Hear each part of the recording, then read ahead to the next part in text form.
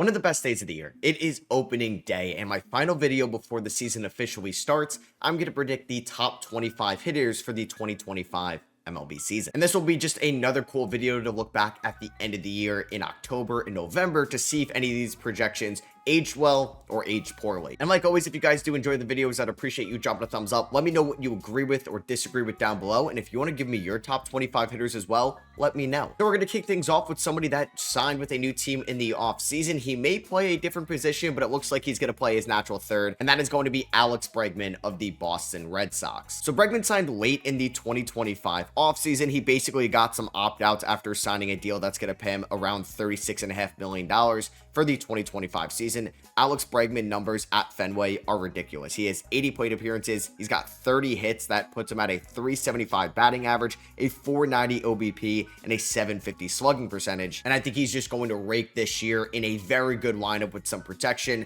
there in Boston. Last year, Bregman was in a contract year, and he didn't have as good of a year as people expected. He had his lowest OPS of his career, but he is still 30 years old. He's going to play a good defense at third base, and he's someone that can accumulate 4 WAR with ease. And I do think there is a chance that he can hit 30 home runs for the first time since that 2019 season where he finished runner-up in MVP voting. Coming in at number 24, I feel like this player has been underrated a little bit this offseason and going into the 2025 season just because he had somewhat of a down year last year in 2024, and that is Matt Olson of the Atlanta Braves. It wasn't too long ago in 2023 where Matt Olson hit 54 home runs, 139 RBIs, and a 604 slugging percentage. That led the MLB, and I know I'm going to get over 160 games out of Matt Olson every single year. The 3 years with the Braves, guess how many games he's averaged a season? 162. He has yet to miss a single game with Atlanta. He plays good defense at first base. He had 7.5 wins above replacement in 2023 and finished 4th in MVP voting. Last year, in a down year, like I said, he still accumulated 3.8 WAR, hit 29 home runs,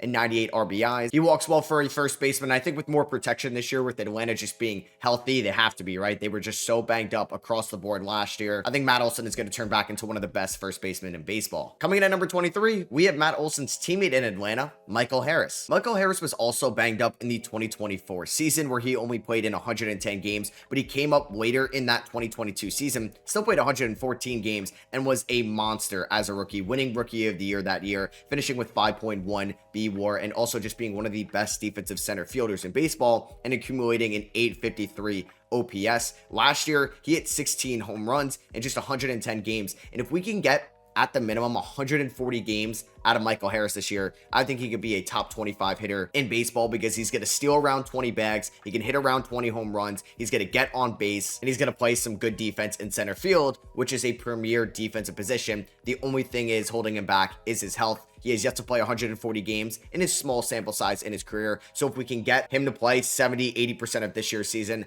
I think this is going to age very well that he's going to be a top 25 hitter in baseball. Another player that debuted in that 2022 season that we're going to have here coming in at number 22, Corbin Carroll of the Arizona Diamondbacks. I don't know what went wrong with Corbin Carroll at the start of last year's season. It does feel like he's changed his swing mechanics, and he really struggled in the first half of the 2024 season after a monster 2023 season with the Arizona Diamondbacks where he won Rookie of the Year. He was an all-star. He finished 5th in MVP voting where he had a 285, 362, and 506 slash line. Last year, his wins above replacement did drop by around 2 wins, but he did still lead the MLB in triples with 14 last year, and he had a stronger second half of the year. He's still going to be part of a very good lineup with guys that we're going to mention later in this video, and I do think Corbin Carroll is going to bounce back this year. He had 54 stolen bases in 2023. He only had 35 in 2024. I think he's going to have more this year. He's going to play a good outfield. He's one of the fastest players in baseball, and I think Corbin Carroll is going to cement himself once again as one of the best young hitters in the game. Speaking about one of the best young hitters of the game, coming in at the 21 spot, just missing out on the top 20 spot, I got Julio Rodriguez of the Seattle Mariners. Maybe a little bit of a hot take to have Julio down this low. I still think he can have a very productive season, but it was just too inconsistent for Julio at times last year. The power dropped off a little bit, the eye dropped off a little bit, and he was still a very good player, and I still think he has the ceiling of being a top 10 hitter in this game, so I'm being a little bit conservative with this prediction. Like Corbin Carroll and Michael Harris, he balled out in that 2022 season when he was a rookie, beating out Adley Rutschman for Rookie of the Year that season. He accumulated 6 WAR, but it dropped in 2023 and then dropped again in 2024. and he's been relatively healthy. The advanced numbers do love Julio, but he's going to steal less bases than Corbin Carroll, and there is a realistic scenario where we see Julio have around an 850 OPS this year. He can hit 30 home runs and steal 30 bags and have a nice 30-30 season and easily be the best bat in that lackluster Seattle Mariners lineup. So like I said, I think I'm just playing it safe here with Julio Rodriguez. I can easily see him being a top 10 hitter, but I can also see him not being even a top 30 hitter this year. So before I kick off the top 20, I do want to give some honorable mentions. One guy that I wanted to have so badly in here, but I do think we could see him taking a little bit of a step back,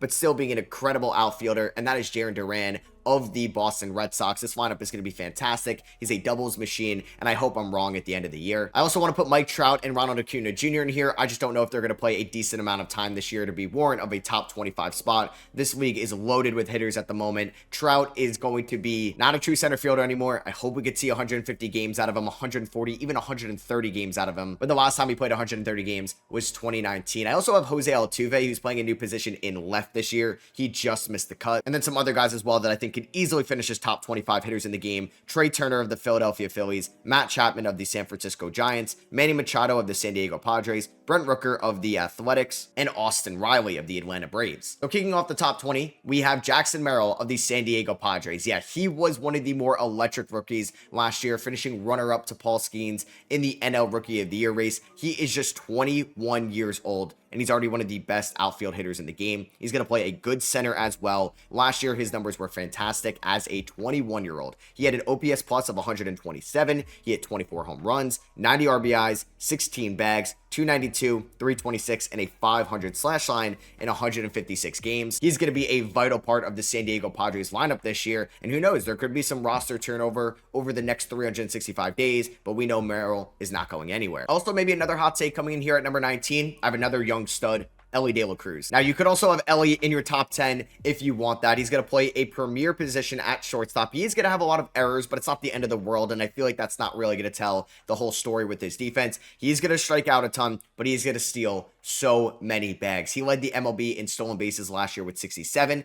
I think he can have a 2023 Ronald Acuna season, and he can have over 70 stolen bags this season. Elly walks a decent amount. It's just he strikes out a ton, and I think that could hold him back a little bit. He only has 1 year above an 800 OPS, but he really just came up later in that 2023 season. But this could be a true breakout from Elly. He did accumulate 5 WAR last year. Like I said, I'm being a little bit conservative here, but I hope he's a top 10 player in baseball. It'd be great for the game. I think one of the more underrated players is coming in here at number 18. He's just consistent every single year, and that is Ketel Marte of the Arizona Diamondbacks. Yeah, the second Diamondback we are going to mention here. He was going to finish number 2 in MVP voting last year if he didn't get hurt towards the end of the year. He had one of the best years of his career that rivaled 2019, where he had 6.8 WAR. He had a 292, 372, 560 slash line. He's going to play a good second base. He hit 36 home runs last year, 95 RBIs. He could steal a few bags. He's 31 years old. I don't know how much better we're going to see Ketel Marte be from last year's season, but I think it's super safe that he's going to be a top 25 hitter this year. Coming in at number 17, if he could stay healthy, he could be a lot better than where I have him here, and that is Corey Seager of the Texas Rangers. It wasn't too long ago where Corey Seager had a 7.2 BWAR and finished runner-up to Shohei Ohtani in that 2023 MVP race, and he also won World Series MVP that year. Now, it has been an issue staying healthy in Corey Seager's career, and he just played in 123 games last year. In that MVP season, he had 119 games, so that's why I'm holding back Seager being higher on this list. Only twice in his career has he played over 150 games, but he's somebody that can hit 30 home runs, play a good short. He's going to walk a ton. He's going to have hard contact, and he could be one of the best power shortstops in the game. I would put him higher. I just don't know confidently if he could stay healthy in 2025. I didn't mention them in honorable mentions, but you could have definitely had Adley Rutschman and Cal Raleigh there, because the only catcher I'm going to have is number 16, William Contreras. For the last 2 years, William Contreras has pretty much been one of, if not the best catcher in baseball, and he's gotten better and better every single year. His 2022 breakout year in Atlanta, he had a 2.6 WAR and 860 OPS, and then he got better in Milwaukee in 2023 and even better in 2024, where he finished 5th in MVP voting. He was an all-star, a silver slugger. He's a good catcher behind the backstop. 23 home runs, 92 RBIs last year. I expect all those numbers to go up in 2025, and they did lose Willy Adames in the offseason, but I think we're going to see a breakout year from Jackson Chourio as one of the best young hitters in baseball, and I do think William Contreras at times is going to have to carry a lineup with high variance in 2025, but he's going to be my only catcher here. He's 27 years old in the start of his prime, And I really wonder what his contract is going to look like. Will Milwaukee pay him, or is he going to be somebody that's going to be a free agent in 2028 and he's going to leave for a massive deal? It wasn't too long ago where this guy had serious consideration as one of the best hitters in baseball. I'm going to have him here at number 15 because he had a 6.6 WAR in 2021, and it's gone a little bit downhill since, and that is Fernando Tatis Jr. of the San Diego Padres. So that is the second Padre we are mentioning in this video. And in 2023, Tatis was one of the best outfielders defensively that season and even won the Platinum Glove that year. He had that 6.6 WAR season in 2021. He didn't play at all in 2022 because of an injury and the PED suspension. He was good in 2023 though, a 5.2 WAR, 257 average, 322 OBP, and a 449 slugging. Not bad for coming off a suspended and injury-riddled season. But in 2024, he only played 102 games. He's never played over 150 games in his career, and he was a really good hitter when he was healthy. If Fernando Tatis Jr. can play 145 plus games, he can easily be a top 10 hitter in baseball. I'm being conservative yet again with this ranking. Coming in at number 14, I have Rafael Devers of the Boston Red Sox, the third Red Sox that we're mentioning in this video, with Jarren Duran being an honorable mention and Alex Bregman coming in at number 25. Devers is going to play DH this year, which could hurt his value a little bit. I know he wasn't the best third baseman in the world, but he's just been a consistent hitter every single year of his career. He averages an 856 OPS every year. He's going to hit around 30 home runs and get around 100 RBIs. This is going to be one of the best Red Sox lineups he's been a part of since that 2019 team. He's been around this range every single year, so I'm not going to change it now. Coming in at number 13, a super consistent hitter every single year as well. He's 32 years old, which is making me feel a little bit old, and I do have Bryce Harper of the Philadelphia Phillies. Now, Bryce's value could get docked a little bit now that he's playing first base, and he hasn't played over 145 games since the 2019 season, but Harper has still been one of the most consistent hitters in baseball, basically of his whole career. He's going to be a Hall of Famer when it's all said and done. He's had a 911 OPS on average for his career. Last year, he was fantastic for the Phillies, 145 games. He had a 4.8 WAR, batted 285, 373 OBP, and a 525 slugging percentage. He's just going to be somebody that's going to be so consistent year in and year out. He's still part of a good lineup in Philadelphia. I know he's getting up there in age a little bit, so that's why I'm going to have him just outside the top 10.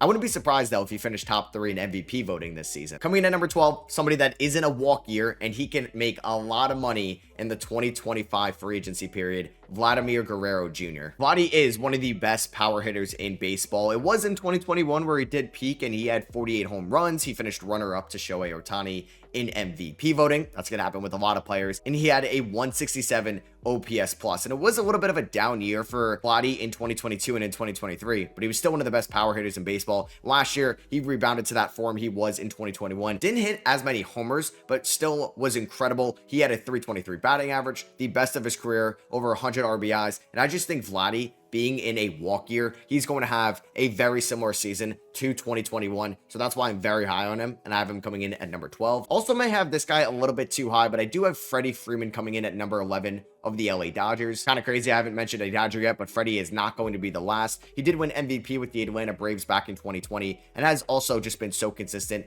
every single year of his career. Like Bryce Harper, he's going to hit around 300. He's going to get on base around 40% of the time, and he's going to slug for around 480 to 500 every single year. He can hit 20 home runs with ease with a broken ankle or not, and he's just going to be so consistent every single year. He's a good defensive first baseman. He's part of one of, if not the best lineup in baseball. Yeah, it's definitely the best lineup in baseball, so I have no concerns about him being around a top 10 hitter this year. But kicking off the top 10, someone that's going to play elite defense at short, he could steal 30 bags every year, and he's got some major protection in the lineup now. I have Francisco Lindor of the New York Mets. Ever since joining the New York Mets, he gets off to these slow starts every single year, but he finishes the season so strong. He did have a down year in 2021 after the Mets traded for him, but he was good in 2022, and he's been great in 2023 and in 2024. He can accumulate 6 WAR with ease because he's going to be one of the best defensive shortstops in baseball. I still have no idea how he hasn't been an all-star with the Mets so far, and he finished runner-up in MVP voting last year,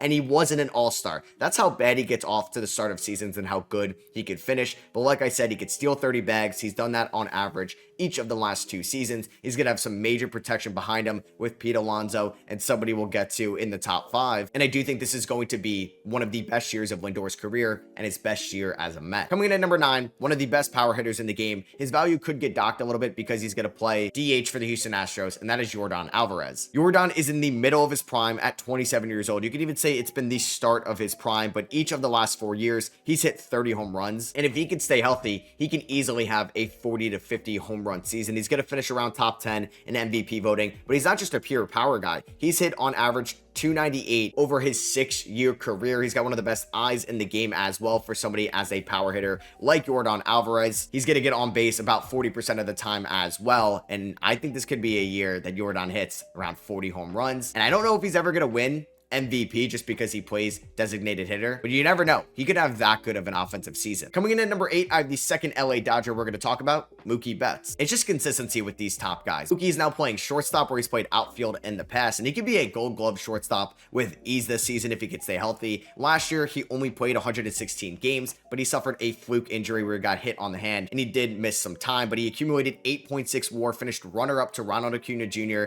in that 2023 season, and last year, he was incredible before he went down with an injury as well. He can easily hit 30 home runs. He can get around 80 to 90 RBIs, and he can steal around 15 bags while playing some good defense. I believe he's going to be a Hall of Famer when it's all said and done. He's got that MVP. He's got that postseason track record, and he's going to be a top 10 hitter in the game yet again. Coming in at number 7, I'm riding his very impressive 2024 breakout campaign, and I got Gunnar Henderson. Now, Gunnar kind of broke out in that 2023 season where he won Rookie of the Year, but he was even better in 2024. He had a 6.1 BWAR in that Rookie of the Year season. Last year, he had a 9.1 BWAR, but still finished 4th in MVP voting because we got 3 other AL guys that are going to be ahead of him. But last year, in that incredible season, he had around a 900 OPS, got on base at a 281 clip. He's going to play great defense at short, 37 home runs, 92 RBIs, 21 stolen bags. If he can replicate that this year, he's going to finish even higher in MVP voting. He just needs to be healthy. I know he's starting off the year with an injury right now. Hopefully it doesn't derail